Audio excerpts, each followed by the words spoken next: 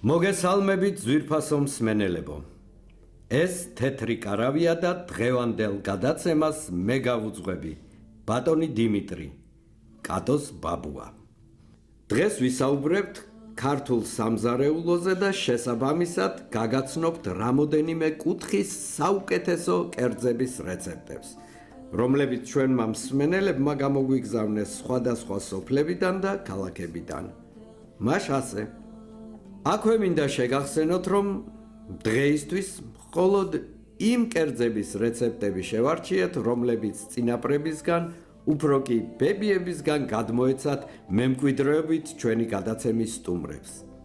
აბა, ყურადღებით მოვისმინოთ და კარგად დავიმახსოვროთ. რეცეპტი ნომერი 1. მე გახლავართ მაგული კორწაია სამეგრელოდან.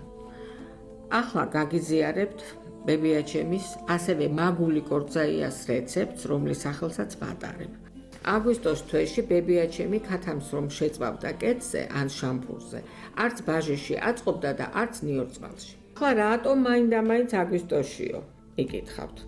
ჩვენს ეზოში, სოფელ სერგიეთში ორი დიდი ტყემლის ხე იდგა, ერთი წითელი, მეორე ყვითელი.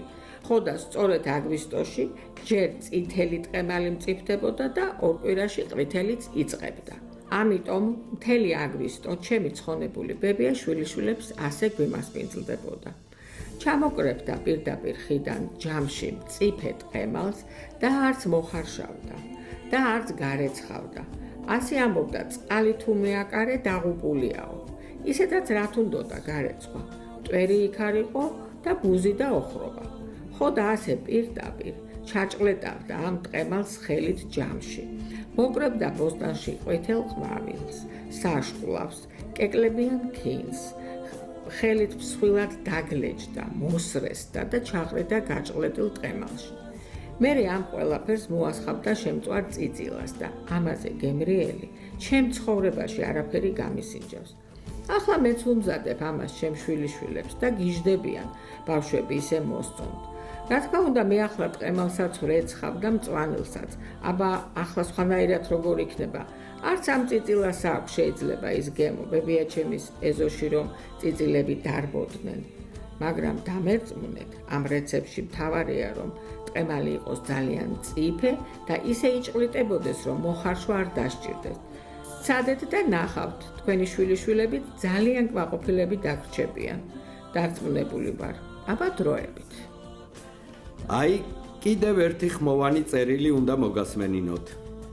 მეგობრებო, მე მინდა გაგიზიაროთ საცივის რეცეპტი, რომელსაც ჩემი გურული ბები ამზადებდა და იყო ძალიან გემრიელი და მეც ამ რეცეპტით დღემდე უმასპინძლდები ჩემი ოჯახის წევრებს. გარდა ამისა, ბევრმა ჩემმა მეგობარმაც დაიწყო აი ჩემი რეცეპტით საცივის კეთება. არ ვიცი, გინდა საცივი დაუძახეთ, გინდა ბაჟე, მოკლედ ყველას თავისი რეცეპტი აქვს ყველა ოჯახს და როგორც ამბობენ, რომ ყველა ოჯახში სხვადასხვანაირი ტყემალს ხარშავენო, თითქოს ერთი არის ტექნიკა ყველა ტყემლის მოხარშვის, ასე არის მე მგონი საცივიც და ბაჟეც და ყველა გემრიელია მოკლედ, მაგრამ მე ჩემსას გაგიზიარებთ. ესე იგი, ქათამს რომ გავრეცხავთ, უნდა შემოვდგათ შემდეგ ქვაბით, წყალი უნდა ფარავდეს და შიგ მხოლოდ ერთი ხახვი უნდა ჩავაგდოთ და დაფნის ფოთოლი. სანამ მოიხარშება, აი ცოტა რომ დააკლდება მოხარშვა, გადმოვიღებთ და შემდეგ აი ამ ქათამს შევდგამთ გასქურაში, რომ კარგად შეიბრაწოს.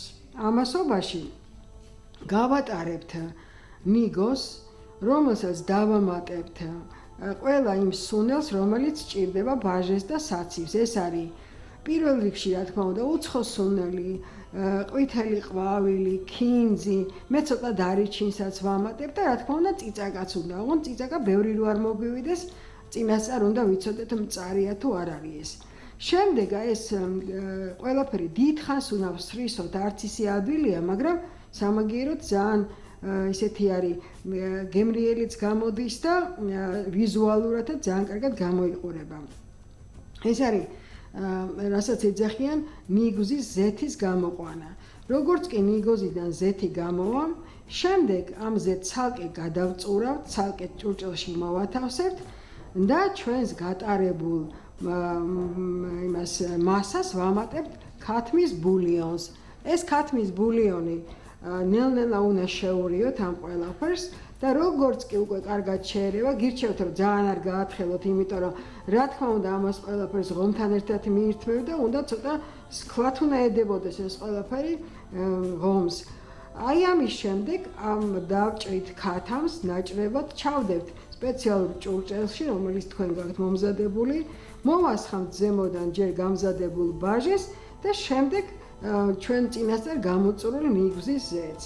არაჩვეულებრივი გამოდის და გირჩევთ რომ გააკეთოთ და შემდეგ თქვენი რეცეპტებიც გაგვიზიაროთ. დიდი მადლობა ყურადღებისთვის. დიდი მადლობა. მგონი დღეს ძალიან გემრიელი გადაცემა გამოგვივიდა. აბა, მომავალ შეხვედრამდე.